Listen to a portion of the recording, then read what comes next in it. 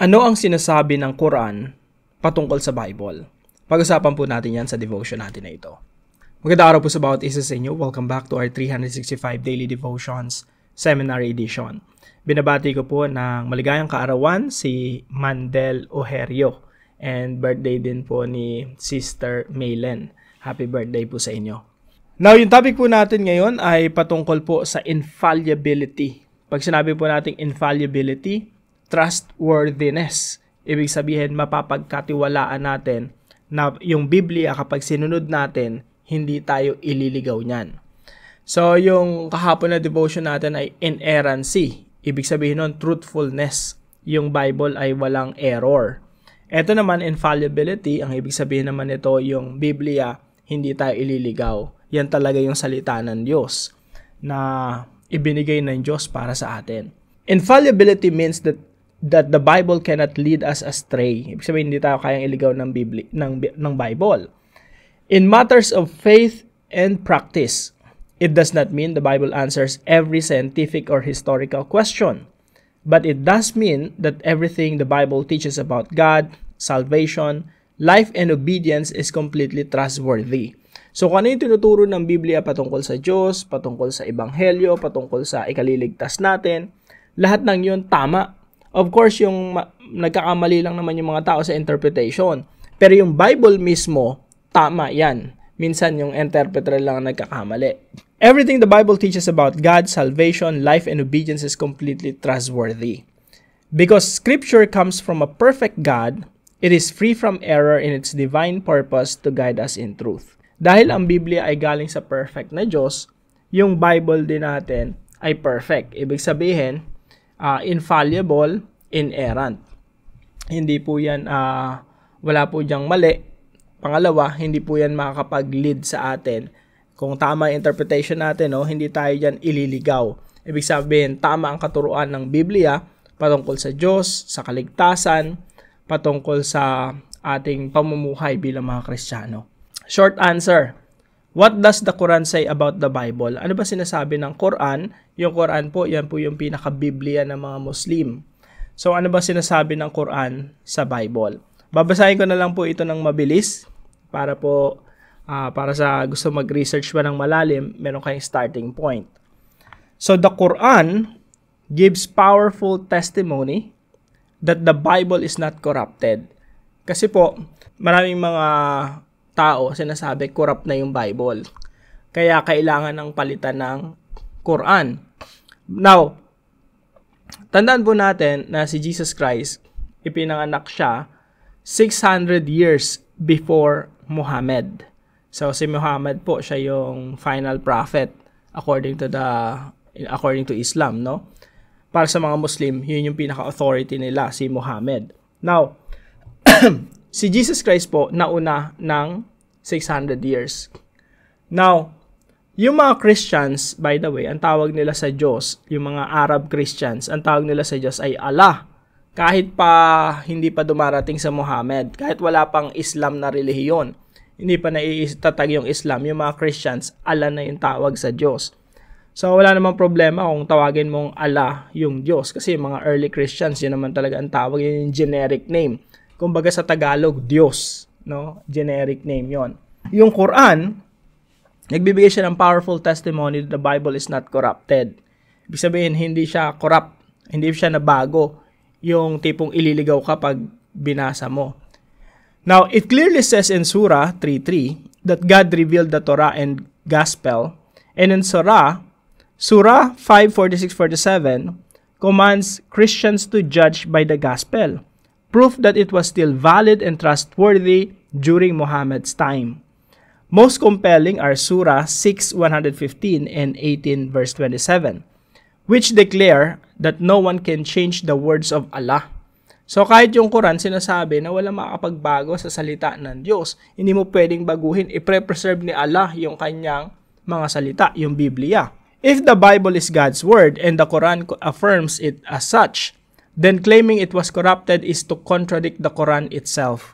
Therefore, even by Islamic standards, the Bible remains true, preserved, and authoritative. So, ibig sabihin, kahit yung Quran sinasabi na yung Biblia natin salita, kumbaga preserve. Hindi pwedeng baguhin. Hindi yan makokorrupt. Preserve yan ni Allah. Again, yung salitang Allah, hindi to pang Muslim lang. Ito ay ginagamit na ng mga Kristiyano na ito yung tawag nila sa Diyos even before Muhammad. So, sabi po dito sa Isaiah chapter 40 verse 8, "The grass withers and the flowers fall, but the word of God endures forever." So, yung mga damo natutuyo, yung mga bulaklak nalalanta, ngunit ang salita ng ating Diyos ay mamamalagi magpakailanman. Ibig sabihin, hindi mababago yung salita ng Diyos. God will preserve His words. Kaya po yung Biblia ngayon na binabasa natin, tandaan po natin, salita ng Diyos yan. Pag binasa mo, isipin mo, nangungusap ang Diyos sa iyo. At kapag inaral mong mabuti yan ng may tamang interpretasyon, hindi ka ililigaw ng Biblia. Sa halip, ilalapit ka sa Diyos. So ito po yung mga katuruan natin ngayong araw. The Bible is preserved by God to guide us. Pag sinabing preserve, pinanatili. So yung sinulat ni Apostol Pablo, sinulat ni Jeremiah, Ezekiel, David, si Moses, lahat ng mga sinulat nila na-preserve yun hanggang sa ngayon, kahit thousands and thousands of years na ang lumipas. Sabi nga po rito sa Psalm 119 verse 89, "Your word, Lord, is eternal. It stands firm in the heavens." So yung salita ng Diyos, eternal, hindi magbabago yan. At i-preserve ng Diyos yung kanyang salita. Pangalawa po, the Bible cannot mislead us in faith and practice. Yung Bible po, hindi tayo ililigaw basta tama yung interpretation natin. Sabi nga po rito sa isang verse, tingnan natin isang verse dito. Psalm 19 verse 7. "The law of the Lord is perfect." Again, yung Diyos natin perfect, yung kanya mga kautusan, kanya mga batas, dapat perfect din. Kasi, paanong nagmula sa Diyos yung isang bagay, yung kanyang salita na hindi perfect? Kaya sinasabi ng banal na kasulatan, the law of the Lord is perfect, kasi galing sa Diyos na perfect. "Refreshing the soul, the statutes of the Lord are trustworthy." Ibig sabihin, mapapagkatiwalaan, reliable. Pwede tayong umasa na yung salita ng Diyos na preserve at binabasa natin ngayon. "Making wise the simple." So ano po ibig sabihin nito? Yung Biblia po, hindi tayo imi-mislead, hindi tayo ililigaw. Sa halip, ituturo sa atin kung ano yung tamang katuruan patungkol sa Diyos, patungkol sa karakter ng Diyos, patungkol sa kaligtasan, patungkol sa Panginoong Jesucristo, etc. Pangatlo po, the Bible is trustworthy and it will lead us to God. Again, yung Biblia po, sabi po rito sa verse 7, trustworthy, reliable. Kapag binasa mo yung Biblia, mapapalapit ka sa Diyos. Now, marami pong mga relihiyon, iba't iba yung mga libro nila, no? Yung pinaka-authority nila. May Bhagavad Gita, iba-iba. Basta iba't ibang relihiyon, meron silang source of authority. Now, sure ako na pag binasa mo yung ibang mga kasulatan, ililigaw ka talaga ng mga kasulatan na yon. Pero pag binasa mo ang Bible, ilalapit ka sa Diyos. Ililid ka ng Biblia palapit sa Diyos. Basta tama interpretation, no? The Bible is trustworthy and it will lead us to God. Hindi lang basta sa Diyos kundi sa pabor at biyaya, pagpapala ng Diyos. Again, yung Diyos, hindi naman masama yung plano sa atin. Ang ganda nga ng plano ng Diyos sa atin, nasa Biblia. At yung Biblia, ibinigay ng Diyos sa atin para madiscover natin kung ano yung plano ng Diyos sa ating mga buhay. Ibinigay yan sa atin, salita yan ng Diyos. Basahin mo, ilalapit ka nito sa Diyos, ilalapit ka ng Biblia patungo sa mga plano ng Diyos sa iyong buhay, at ilalapit ka ng Biblia patungkol sa sino ba talaga si Lord sa ating buhay. At ilalapit ka ng Biblia, yung tamang katuruan ng Biblia, tamang pagsunod sa sinasabi ng Biblia, ilalapit ka nito sa pabor at pagpapala ng Diyos. So the Bible is trustworthy and it will lead us to God. Now, paano po natin to i-apply sa ating mga buhay? Number 1 po, obey the principles of the Bible. Pag nagbabasa po tayo ng Biblia, may mga principles po yan.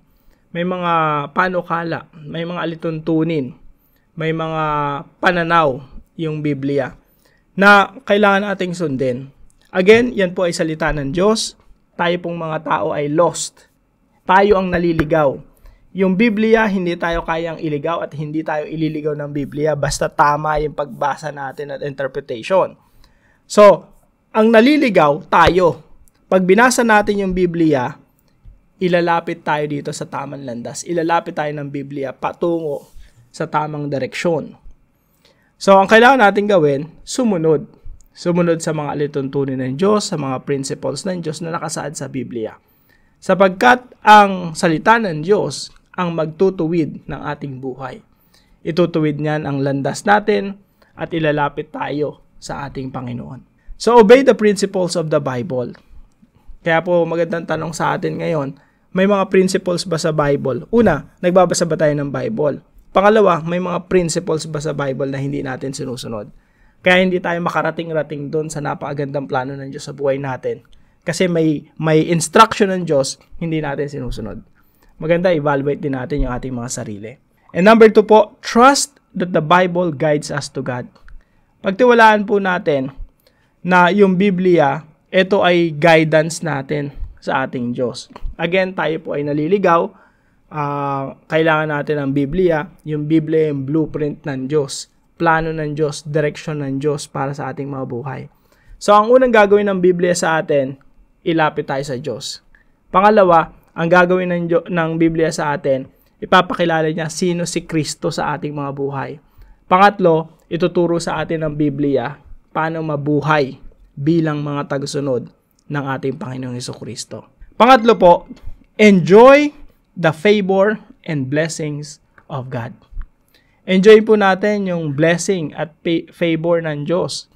Alam niyo po, pag sumunod ka sa Diyos, sumunod ka sa mga principles at ituntunin panukala ng Biblia, ang kasunod po talaga niyan, blessing. Ang kasunod niyan, favor. Now, hindi po ako nagtuturo dito ng prosperity gospel, no? Pero sinasabi ko po sa inyo kung ano yung general principle ng Biblia. Of course, pag sumunod ka sa Diyos, ang tatanggapin mo sa Diyos, favor. Alam mo namang pahirapan ka ng Diyos, pagdusahan ka ng Diyos, parusahan ka ng Diyos, sumusunod ka nga sa Kanya. Again, pag ikaw sumusunod sa Diyos, ang pabor ng Diyos ang iyong matatamasa. So, what you have to do is to enjoy. Enjoy the favor and blessings of God. Kaya po sabi dito sa Psalm 90 verse 17, may the favor of the Lord our God rest on you. Napakaganda po, no? Nawa, ito yung ma-experience nating lahat. Panginoon naming Diyos, kami sana'y pagpalain. Yung pabor ninyo, yung aming maranasan. Now, hindi pwedeng dalangin tayo ng dalangin, Lord, bigyan nyo ako ng pabor, pagpalain nyo ako. Pero kung hindi ka naman sumusunod sa alituntunin at mga prinsipyo ng Biblia, parang mo sinasabi sa Panginoon na, Lord, bless me, but I will not obey you. Alam niyo po, yung obedience itself is blessing. Yung pagsunod mismo, blessing na yun eh.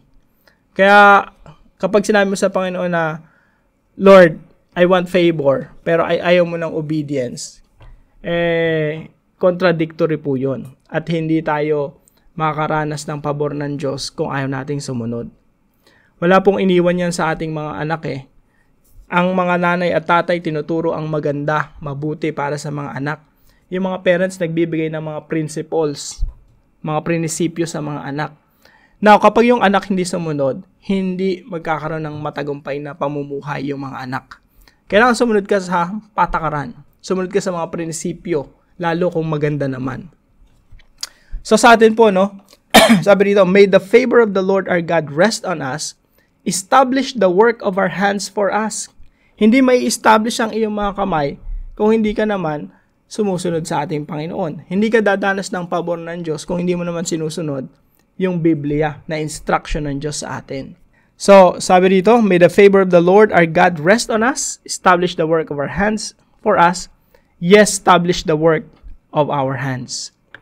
Now, para po sa ating discussion, why is it important to believe that the Bible cannot lead us astray? Tayo po yung manalangin. Father in heaven, thank you for giving us your perfect word. I praise you that the scripture is not only inspired, but infallible, fully able to guide me into truth. When I feel confused or tempted to rely on human wisdom, Remind me that your word never fails. Help me to study it with faith, obey it with joy, and stand on it with courage. Make my life a reflection of your truth. Let me not be swayed by the world, but anchored in your word. Use the Bible to shape my thoughts, decisions, and desires. In Jesus' name I pray. Amen and amen.